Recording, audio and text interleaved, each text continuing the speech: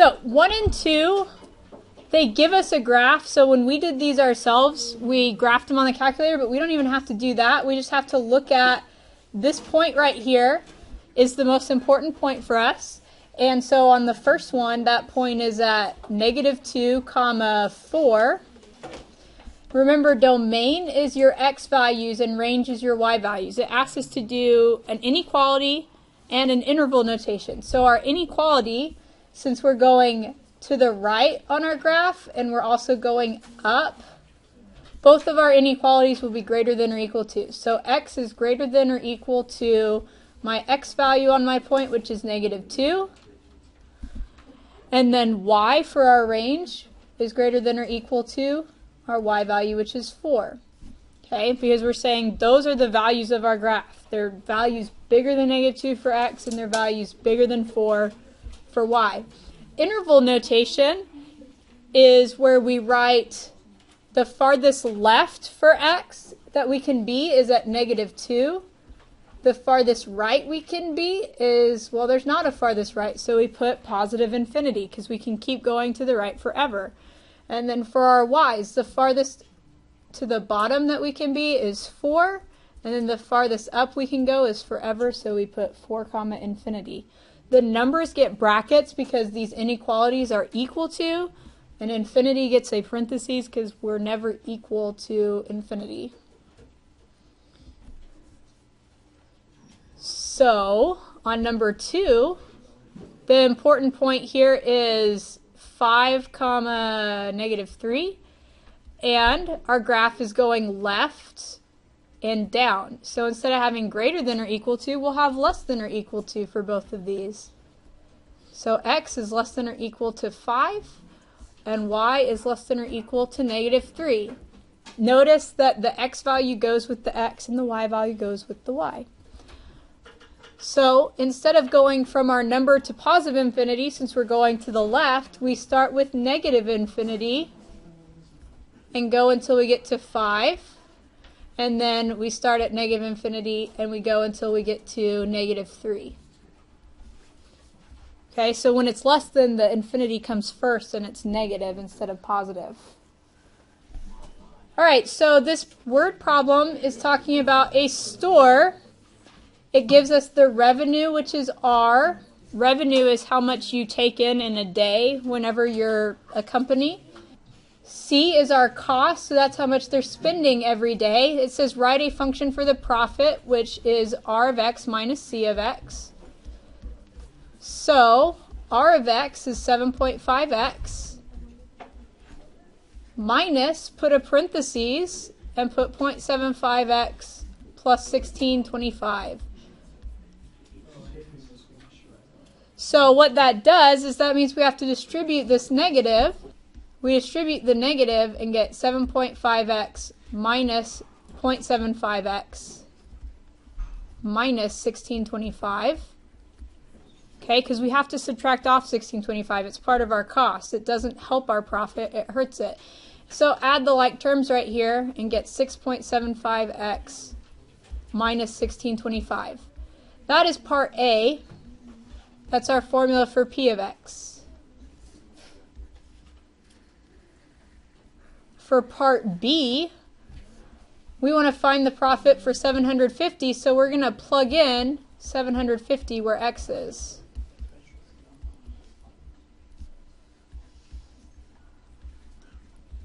And all we have to do is type that into our calculator.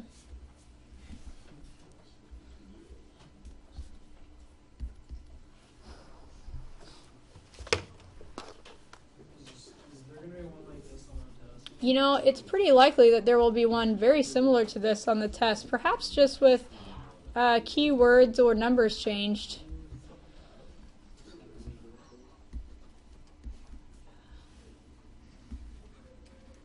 So hopefully that's not a problem since there's, we just practiced it on the review. Okay, on 4 through 7, this is where we have to do a factor tree and we're looking for pairs of numbers or sets of numbers depending on what kind of thing we have. Like this is a square root, so we're looking for pairs. But if it was a different kind of root, we would look for different sets. So we need to split up 192. I know 2 goes into it 96 times. And I can split 96 up into 2 and 48. And 48 I can split up.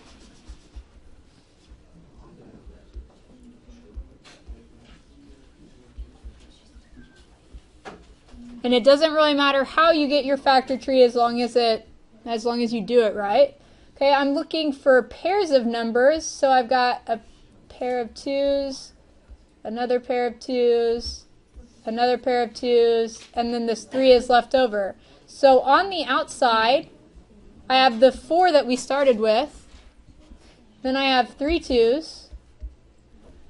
And then I have to deal with my variables also to figure out what else goes on the outside. The square root of x, there's not enough x's to get out of the square root, so x stays underneath. But y squared is y times y, which is a pair, so it goes outside. And there won't be any y's on the inside. And then we'll have to multiply what's on the outside here. 4 times 2 times 2 times 2. So 32y square roots of 3x. Alright, so on number 5, the 4th root, we're looking for sets of 4. So 2 goes into 324 162 times? Yeah.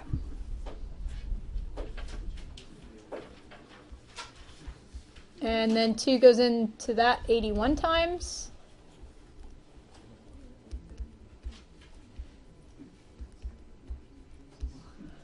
Okay, we're looking for sets of 4.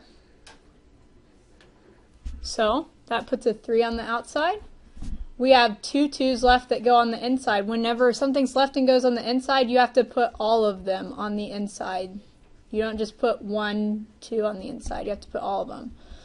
M squared, there's not enough of them to bring them to the outside, so the m squared will stay on the inside. So to finish writing this, it's 3 on the 4th root of 4m squared.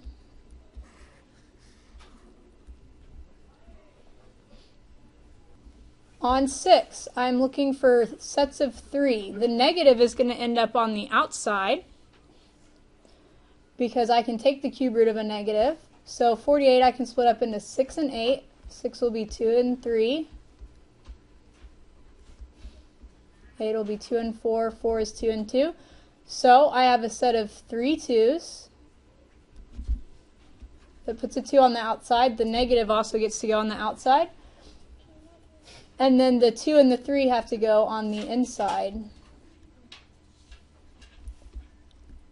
Then we have to deal with the x's. There's 8 of them, so you can write out all 8, which will take a while.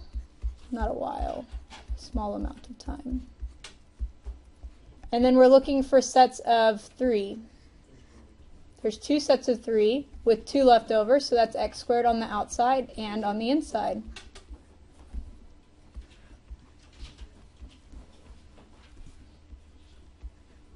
So on the inside we'd put 6x squared.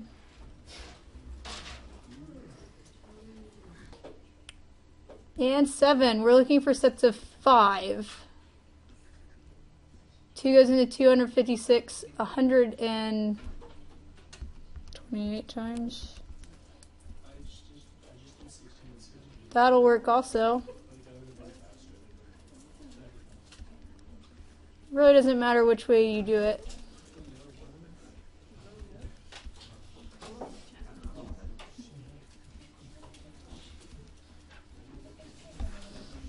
So we're looking for a set of 5 numbers, which we have here. We've got 5 2s with 3 left over that go back on the inside. 3 2s give us 8 on the inside. There's not enough n's to go on the outside, so we're going to put into the 4th on the inside. And that would be our answer, although I had it written kind of spread out there. 2 on the 5th root of 8 into the 4th.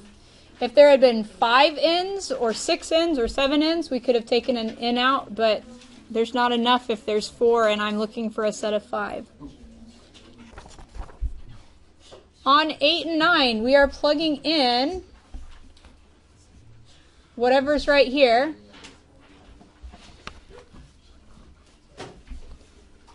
So I'm going to plug in a -9, and I want to make sure to put that in parentheses because I'm plugging something in. Every single time we plug something in, to be safe, put it in parentheses. -9, if I square it, is a positive 81, plus 2 is 83. If you didn't put it in parentheses, you'd get -79, which is not the right answer.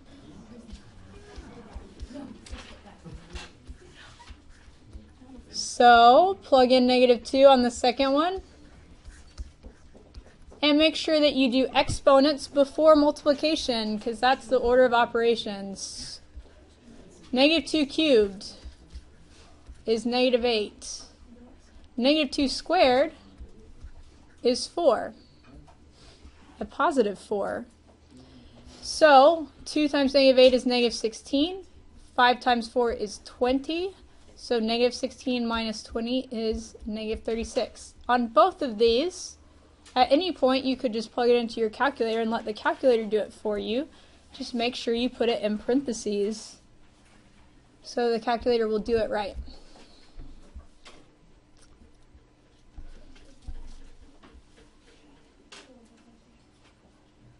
Number 10. I don't understand the 10s. Well, maybe we can fix that. Number 10, I am subtracting the two functions. So I'm going to take what h is, and I'm going to subtract what g is. So if I subtract, remember it's like there's a -1 there that I have to distribute. So that this becomes -3n cubed minus 5n minus 1n plus 1. The -1 distributes inside the second parentheses. Then I add like terms so that I have -3n cubed minus 6n plus 1, which is my answer. You can, if this says parentheses n, you can ignore it. We're just taking h minus g and subtracting them. If there's a number there, that's where we plug in the number. Okay, but if it's just a letter, ignore it. So on this one, I am multiplying because that's what a dot means. So I'm going to do n squared plus n times 2n, which means I have to distribute, which gives me 2n cubed plus 2n squared. Like I said, if this is a letter, just ignore it. You're not multiplying by n, it's saying this is a function that has n as its letter. We are dividing on 12.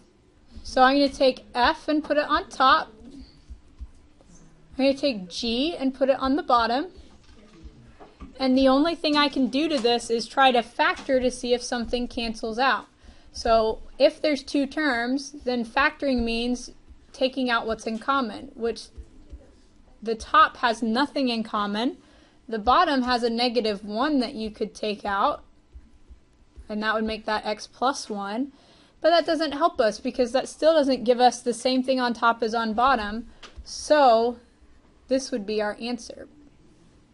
Okay, because they don't have anything in common on the top and the bottom that can cancel out. On 13, I put g, which is n squared minus 25, over f, which is n plus 5. And again, I'm looking for a way to factor to cancel out. N squared minus 25 splits up into two parentheses because n squared is n times n, and -25 is positive 5 and -5. And if I do that, what's the same on the top and the bottom that I can cancel out? The n plus 5s. Leaving me with n minus 5 over 1, which is simply n minus 5.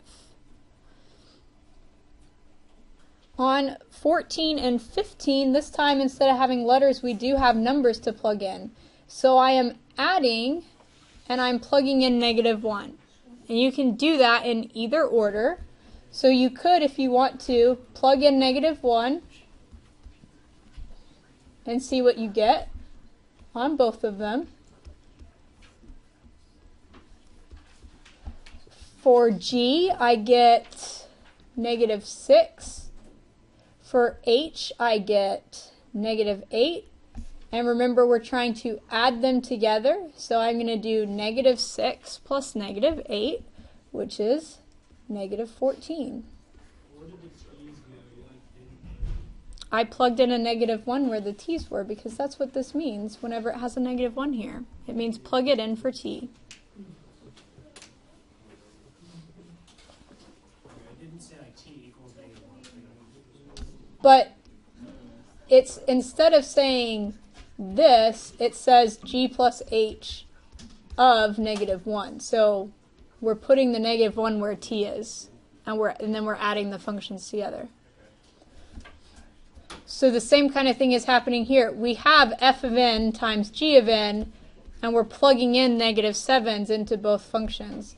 So I can do, for f, -7 plus 1, which is +7 plus 1, which is 8, and -7 plus 3, which is -4, and I'm multiplying them together, so 8 times -4 is -32. Okay, 16 and 17 is where we did something completely different. This says h of g of n, so I'm going to take what g of n is, and I'm going to plug it in to h. Okay, so that means I have h of n cubed minus 2, because I'm putting g of n right here. So where n is, I'm going to put n cubed minus 2.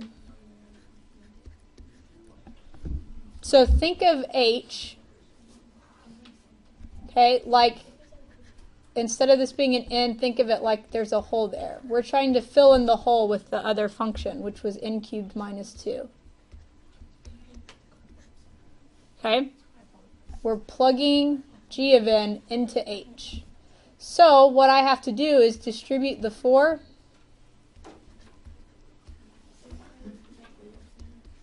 and then add like terms. 4n cubed minus 8 plus 2 is 4n cubed minus 6.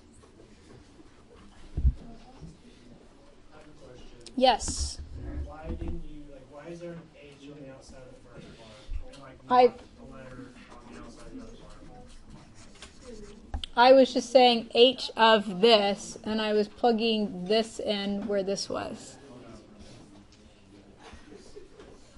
So you can just ignore that.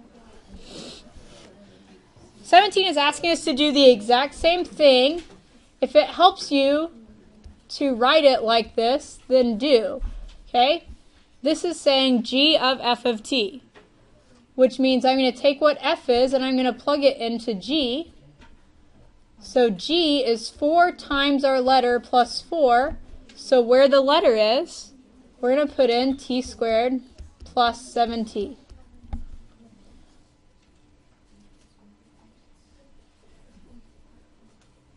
So I distribute the 4.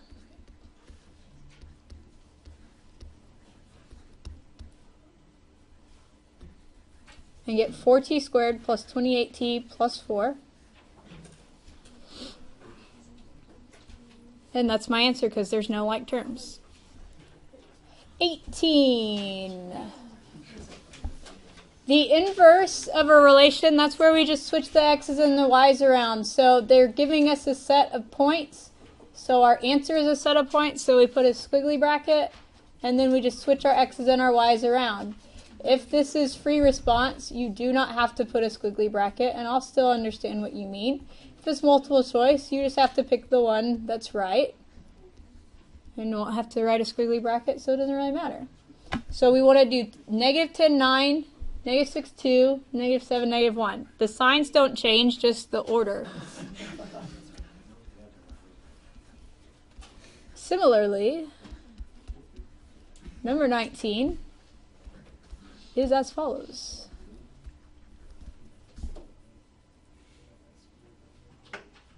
(20) and 21. Determine or state if the given functions are inverses. If they're inverses of each other, one way you could do this is to graph them both. So I would graph this one as y1 and this one as y2. And if they're inverses, they should be a reflection over the line y equals x. Or you could go to the table of values and see if their x and y values are switched. Okay? That's how you can tell graphically. Algebraically, we would find the inverse of one of them and see if it's the other. So I'm going to pick the second one because it has fewer fractions, and I'm going to solve this.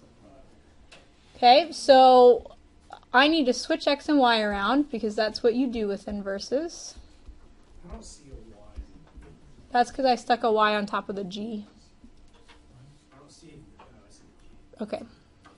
G of x or f of x or whatever of x is the same thing as y.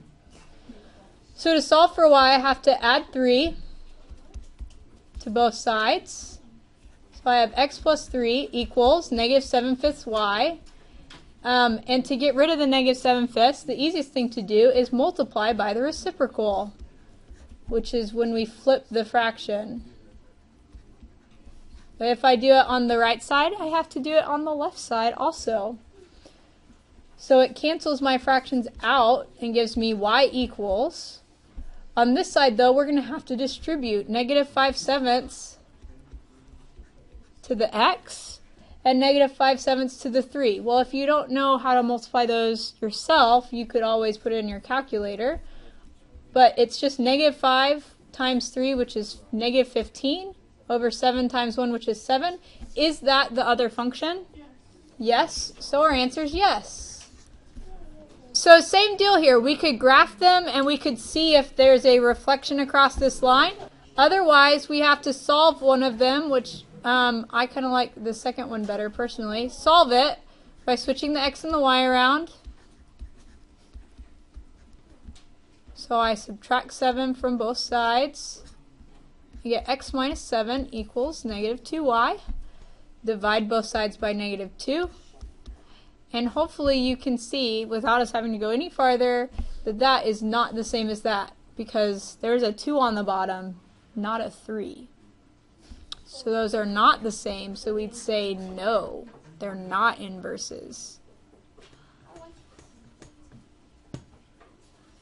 If you were to finish that, would it be negative 1/2 x? Yeah. Okay. And then it'd be minus 7/2, or plus 7/2. 22. Find the inverse. So this is where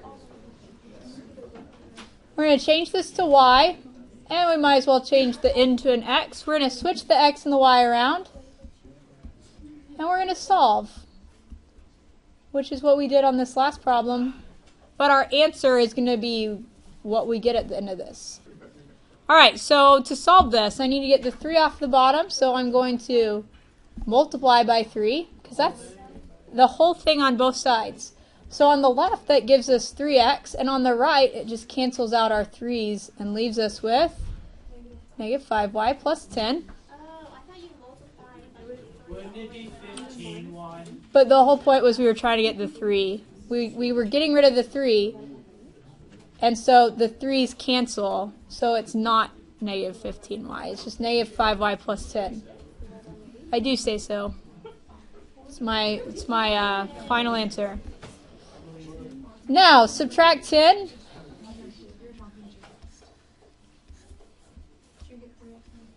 So you have 3x minus 10 equals negative 5y. And then divide both sides by a negative 5. Now, if this is multiple choice, this could be the answer, 3x minus 10 over negative 5, but more likely they'll divide both terms by negative 5, so it'll be negative 3/5 x plus 2 equals y. 3 divided by negative 5 is negative 3/5, and negative 10 divided by negative 5 is positive 2. So it can be without 3x minus Right. So if it was free response, I will take this first thing that you got. But if it's multiple choice, it's probably going to be the second one.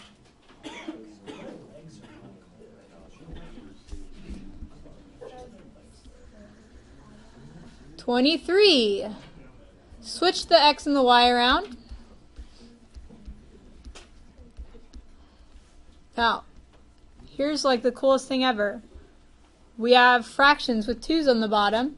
So what we can do is multiply everything by 2 and get rid of our fractions. So what that does is gives us 2 times x, which is 2x. But on the right side, where I have fractions with 2's on the bottom, the 2's would cancel out, leaving me with negative 5y minus 25. Because I'm distributing this 2 to everything. So for on the right side, that means it cancels out our fraction. Is that our answer on the bottom? Well, we still have to solve for y. I already circled it. I did too. I thought we were done with that one. We're not.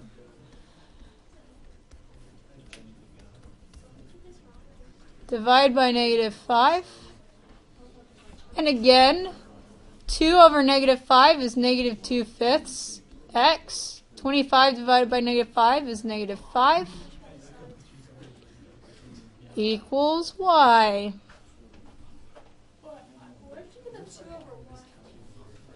I said they have 2's on bottom, so if I multiply everything by 2, I can get rid of the fractions. Otherwise, we would have to add 25 halves over, and that's fine.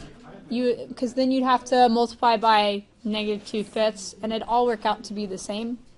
All right, the rest of this stuff is from Chapter 6, because this whole test replacement thing means that we have to go back and look at things that we missed on our last test. So, this is where we take our numbers and put them in as factors. And to do that, you always change the signs. So instead of which for this one, the only thing that really matters is that it's a +3, not a -3. So the other two take care of each other. And I'm going to multiply this out. So I would pick these two first.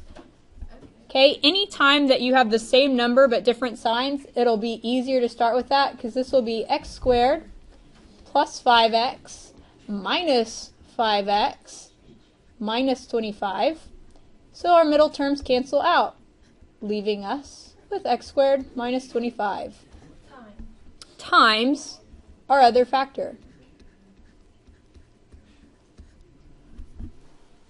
Okay, if I'd picked some other two, I'd have 3 terms times 2 terms and more work, but you can still do that.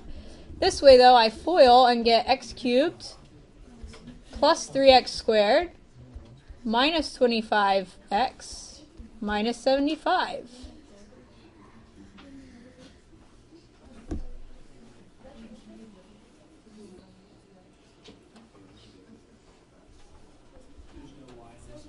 There's no y. I mean, I guess we could have put y equals at the beginning, but r equals? Oh, well, it doesn't. Instead of x's? That's just silly. I don't want to. You do it. Oh, I just did it. Whatever letter you want to pick, it doesn't really matter.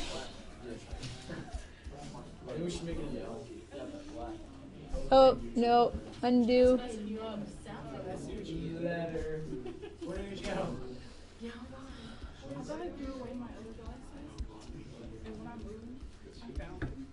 All right, so multiply the first two together. R squared minus 1r plus 4r minus 4. Add your like terms together.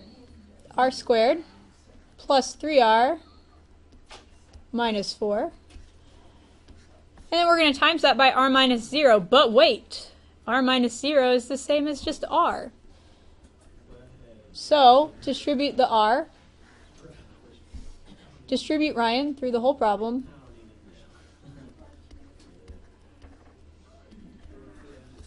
And you get r cubed plus 3r squared minus 4r. Yeah, you don't have to use ours. It was an accident. I tried not to, and then I still wrote an R. All right, 26 and 27. Now, the key thing on this, the key thing is to remember you're supposed to cube root these to get what a and b are. The cube root of x cubed is x, and the cube root of 27 is 3. There's a minus sign, which means I would fill it into the second formula now that I know what a and b are. So I do a minus b, which is x minus 3. Where did you get the x and b? The minus tells me to put it in to this one. I got a and b by cube rooting. Anyway, so x minus 3 times a squared, so that's x squared. A times b would be x times 3, which is 3x, plus b squared, which is 9. So you should not be putting 27 into this at all. 27 doesn't go in. The number 27, not like problem 27, which is next, which is confusing. So on 27, cube root, you get a is x and b is 1. And there's a plus sign in between, so we're going to use this formula because it says a cubed plus b cubed, which is what we have.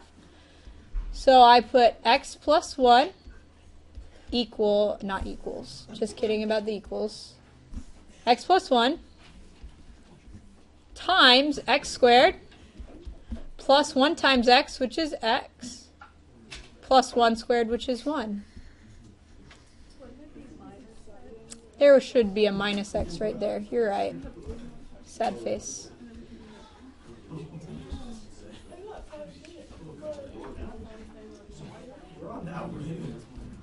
Minus x, because that's what the formula has. 28. There are two ways of doing this. You can graph it, and you can find the zeros on your calculator, or we can factor this algebraically with factoring by grouping. That's the way I'm going to show you, because you either at this point know how to graph it or you don't. So factor this by grouping. Is that just a y equals type thing? It is a y equals type thing. If I take the x squared out of the first two terms, I'm left with 5x minus 1. And then I look at the last two terms and I say, I want the same thing in both parentheses, so I better take out a negative 1 so that this will be 5x minus 1 also. Then I write down what they have in common, which is 5x minus 1. And I write what's left over, which is x squared minus 1. At this point, I set equal to 0 and I solve. So 5x minus 1 equals 0, and x squared minus 1 equals 0. Means I would add 1,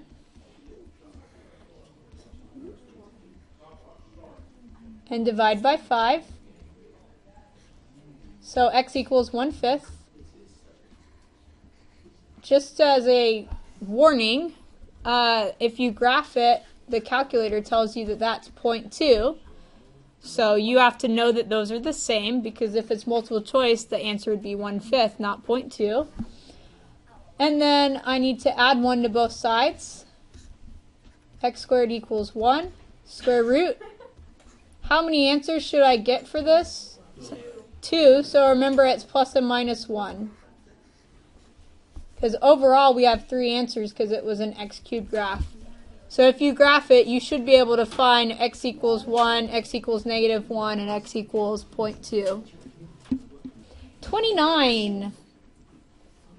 Solve by factoring. So what do these two terms have in common? 7v. 7v. If I divide them both by 7v, that's 5v minus 3. I set each part equal to 0, and I solve.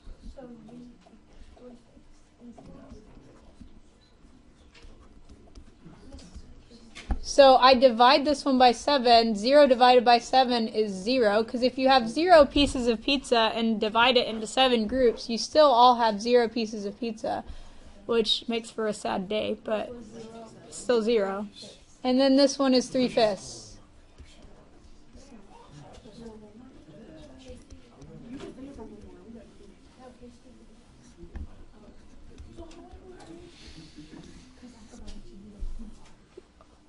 So 3/5 and 0. Why is it 7? Oh, because I divided by 7, and 0 divided by 7 is 0. I was like,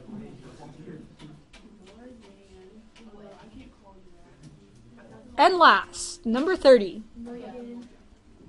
Again, you can graph this, and you can find the zeros if you want to. Algebraically, I have to look at this and say, oh, look, they all have an x. Let me take it out. And then I can say, oh, look, that's a trinomial that splits up into x minus 4 and x minus 1. Still with that x on the outside. Wait, how'd you get x 0, 1, 4? I'm factoring this. And then you set each part equal to 0.